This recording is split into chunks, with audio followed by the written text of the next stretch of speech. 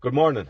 So I made a video a few days ago talking about the Constitution in Ireland and potential avenues for working with that, around that, rejuvenating it and possibly changing it, right? And I made a claim. I didn't watch the video over. I believe I made a claim, right? Because people have said to me that you're talking nonsense, right? But I believe I made the claim that the 1937 Constitution, Eamon de Valera's Constitution, was illegal, right? And there are a few arguments that can be made against that. And while they may not fall distinctly into the illegal category, and I'm not trying to swerve or pivot in any way here, right? I would also suggest that the actions that were taken preceding that change, if you can't make the argument or if you can't prove decisively that they are illegal, they are absolutely reprehensible. And I'll go over a few of them here, right? So in 1922, we had the Saoirse na hÉireann, right? The Free State of Ireland Constitution. And this was very different in outcome, or very different in lived action compared to the 1937 Constitution. And one example is individual liberty and rights. And you can see these in speeches that Michael Collins made. You can even go and read the drafts of it and the final version of it yourself, right? But much like the American Constitution, the 1922 Constitution made the claim, right, or put forward the axiomatic idea that individual liberty, man's freedom to nurture and develop and express his conscience as he so freely desires, right, was inviolable, right? So there was nothing that people could do.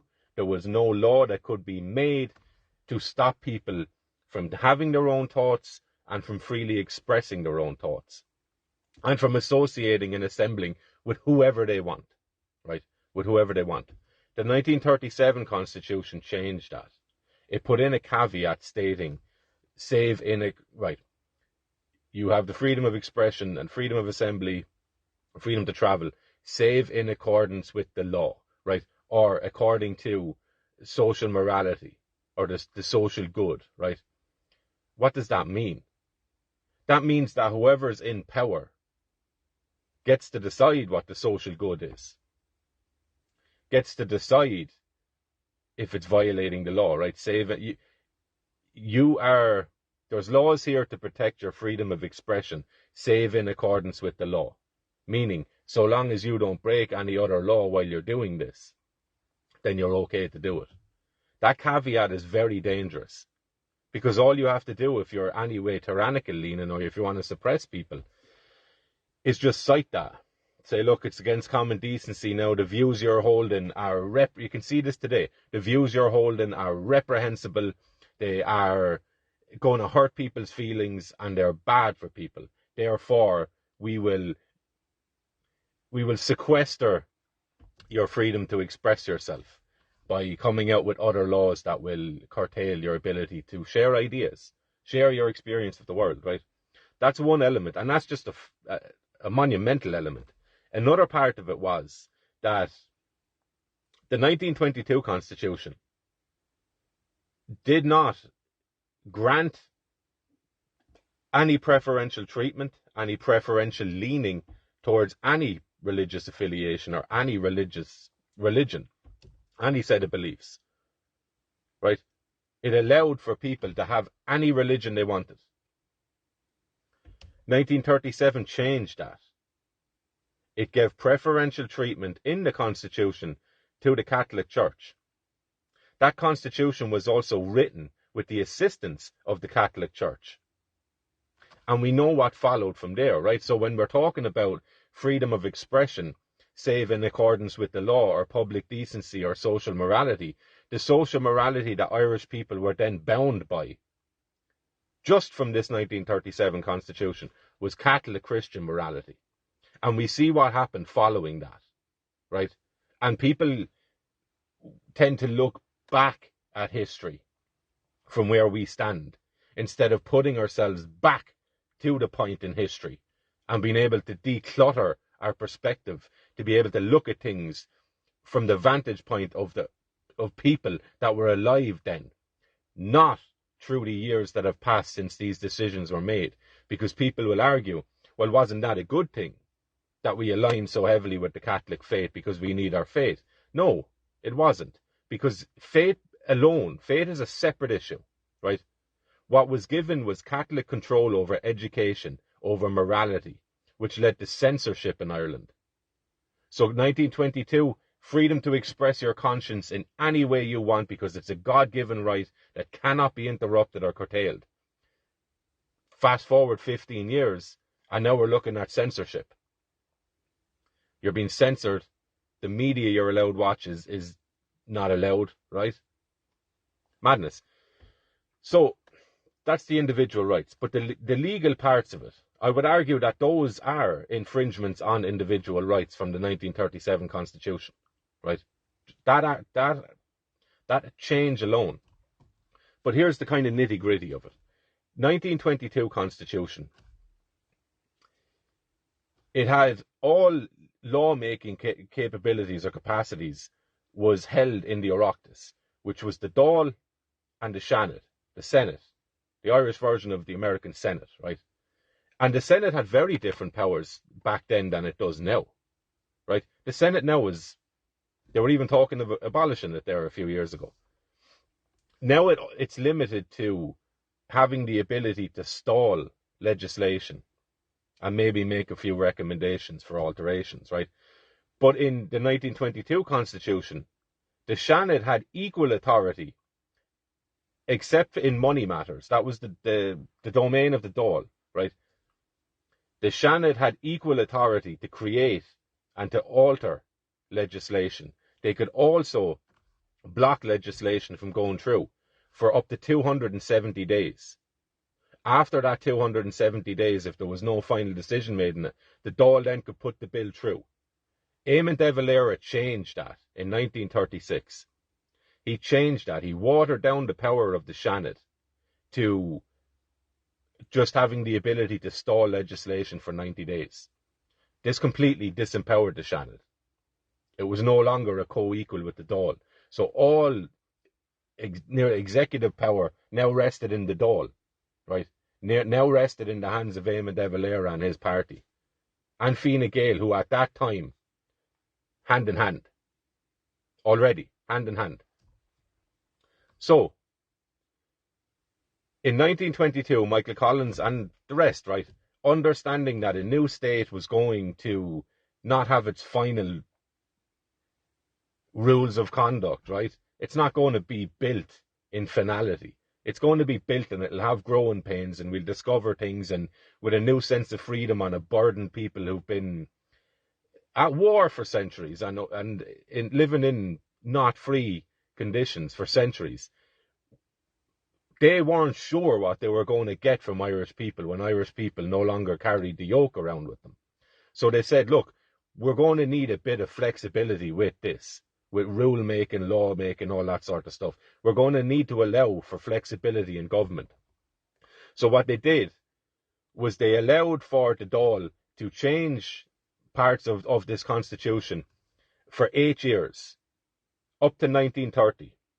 Following 1930, any change to the constitution would either need a 2/3 majority of the Dáil, or if it was put to a referendum, and this is key, if it was put to a referendum, it would need to pass by 2/3 or more of those who are on the electoral register.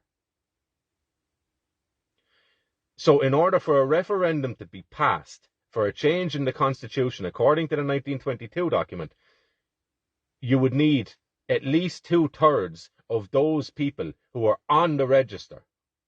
Not just those who turned up to vote on the day, right? Which is what we have now. We don't even have that. It's worse again than that.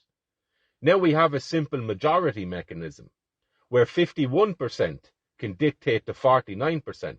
The beauty of having or requiring 2/3 of those on the electoral register is that the government are forced to do their job, right? There's an incentive behind that. Because those who didn't turn up to vote on a referendum would nearly be considered as a negative vote, right? You needed 2/3 of those on the electoral register.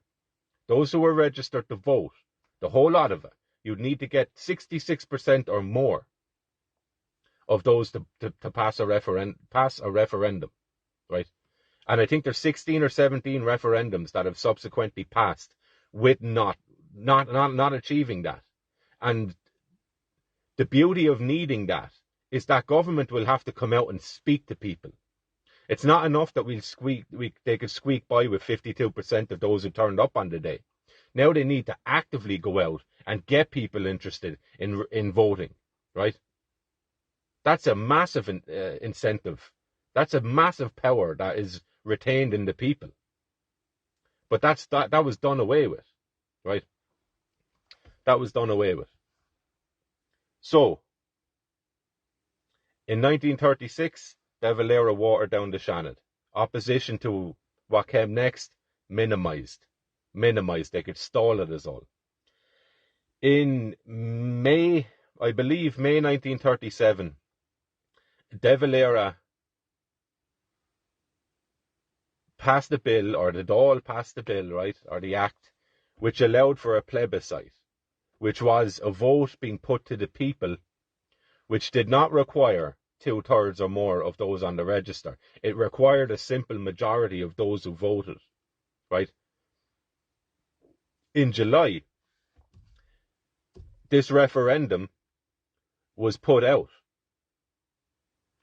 Not only that, De Valera got about 56% of the Dáil to approve his changing of the constitution, right? Because the legal sidestep and the legal argument in De Valera's favour is that he did not need to follow the legal steps that were built into the 1922 constitution for a referendum, or to alter the constitution, to make an amendment to it, because he wasn't making an amendment to it. He was getting rid of it altogether. He was replacing it. Therefore, he did not need the 2/3 of the Dáil in the Shannon or the 2/3 of those on the electoral register to make an amendment past 1930. Right? So that's the legal sidestep that was played. Because we weren't making an amendment to the 1922 document, we're just getting rid of it. We actually need less approval. To make a bigger change in Ireland, this is the dictator. Eamon de Valera and whoever was backing him, totally tyrannical, did not work in favour of Irish people. Because his argument was this, essentially. In order for me, because I'm making a bigger change to the lives of Irish people and to the rights that this state will grant to these, or that recognise for these Irish people, because the change is so big, I will need less approval from the people. I will need less backing from the Dáil, and I don't even need the Shannon because I'm after taking their power away from them, right? Total tyranny. So that's what he did. And people are saying there was a referendum. There was a referendum, but according to the 1922 Constitution, that referendum did not meet the standards or the requirements to pass any bill, to make any amendment, right? So you can decide for yourself whether this is legal or not to you, right? But it's totally corrupt and immoral is what it is. And why is this important today? Because people have built their political careers on affiliations with Eamon de Valera, with all that follow that, right? And while there might have been arguments to and fro between Fianna Fáil and Fine Gael, they still accepted this. They allowed for a total watering down of Irish people's rights, Irish people's protection under law, gotten rid of. A balancing act between the Dáil and the Shannon, gotten rid of. People's voting power, gotten rid of. An ability to chop up and change the constitution without needing a higher approval rating gotten rid of. That is the party of Fianna Fáil. And that is the party of Fine Gael. And the fact that none of them ever historically come out and question any of this stuff, or reference back to the 1922 document, which had its flaws, right, and had things in it that people didn't like. And people will say, but the 22 document had an oath to the king in it. And Eamon de Valera fought against that because he wanted a republic. And he did not want to swear an oath to the king. Right? And his statement was, we will have to wade through Irish blood to get the republic. What did he do? He swore the oath anyway. After murdering Irish people and instigating that whole thing, the Civil War. He was the champion of it. Michael Collins didn't want it. Eamon de Valera certainly did. And loads and loads and loads of Irish people died and families were destroyed. Brothers firing guns on brothers. Lunacy. Lunacy. For what? For a principle, right? That he didn't even follow himself. After laying down Irish lives for his unwillingness to acquiesce in any little way. He then went and swore the oath anyway, saying, well, it doesn't really matter. I had my fingers crossed behind my back. Right? And then he leans on English law. He leans on Westminster statute in order to allow himself to make those changes internally to the Irish Constitution. Right? So when it suits him, rah, rah, rah. When it doesn't suit him, different decision. Disgusting human being. And we're still suffering. Because the people who followed in this man's steps, they learned from him. They watched him dilute and disintegrate the voice, the power and the protection that would be given to Irish people. Just get rid of it. Get rid of it. Right? So I could have fleshed some of these things out in the last video, but I was talking about something more general. So, and this is all verifiable. People can go and look this up all they want. But I would suggest to you, do you think we'd be in a better position today? Number one, hate speech. That would never be an option. That would not even be allowed to be spoken about. Any speaking of hate speech laws are only justifiable on the most shakiest ground ever. They're only tolerated and semi-justifiable based on the caveat that the 1937 Constitution put in, or it was put into the 1937 Constitution, that you can freely express your opinions so long it's as it's in accordance with social morality, which changes, right? People's preferences are malleable. You can change and shape them. And if you happen to be someone who is heavily involved in the media trade, which Eamon de Valera was, he went over to America, right? He raised loads of money from good Irish Americans, John Devoy, good Irish Americans to fight for Irish freedom. And then he came back and used that money to buy his own newspaper. And then it had his son operate, right? So the government has been in bed with the media from day one of that 1937 Constitution and prior to that. Because what was one of the first acts of the Free State? To murder its own people. 77 of them murdered because they had a difference of opinion on the treaty, right? That's what happened. The first act of this Irish Free State, murder their own people. Who signed off on that? Catholic Church. Cosgrave is in power. What did he get? He was knighted by the Vatican.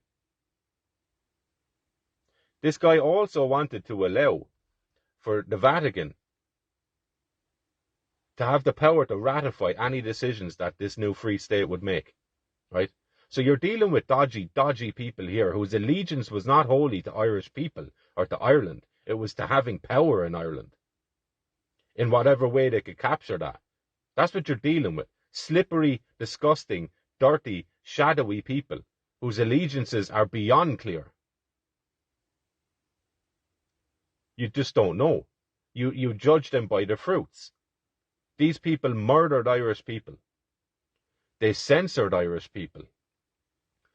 They then went after anybody that looks like they could be in any way militarily moving to potentially have the power to oust Eamon de Valera. That's what they did.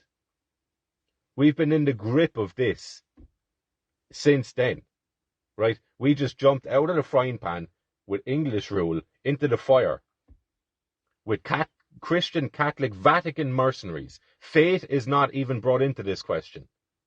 Separate thing. Power structures. The Vatican ruled Ireland. True people, Eamon de Valera half Irish, right?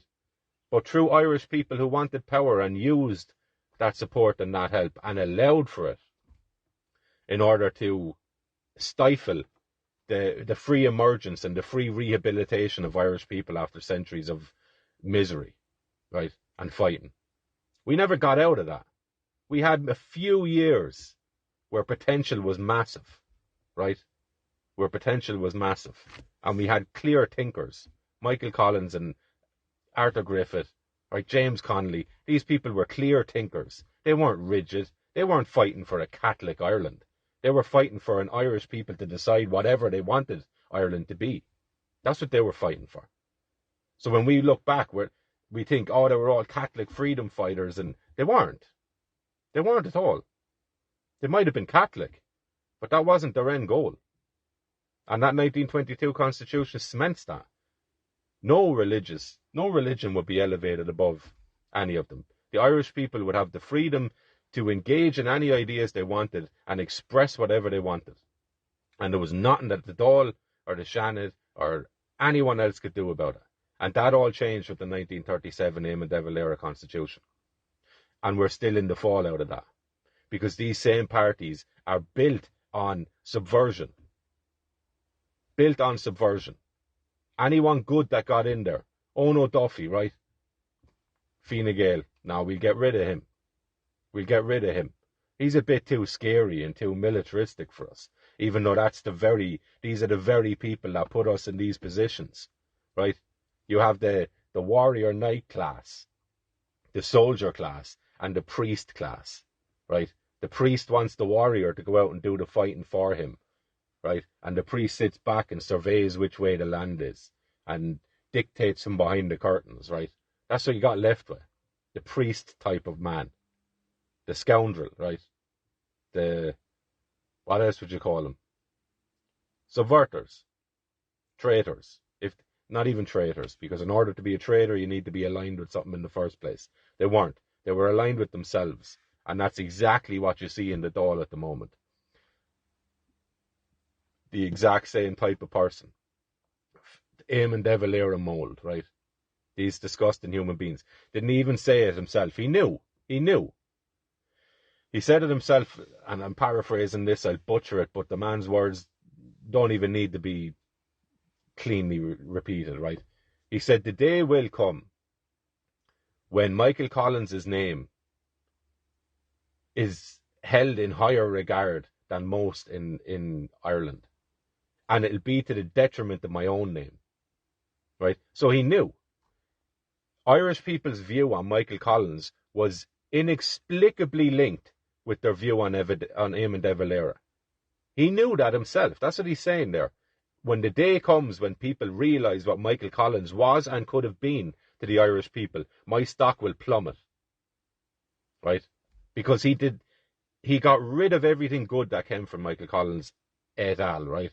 Those who were affiliated with Michael Collins, who were rounded up and done away with, right? But he also might have had a hand in Michael Collins' death itself.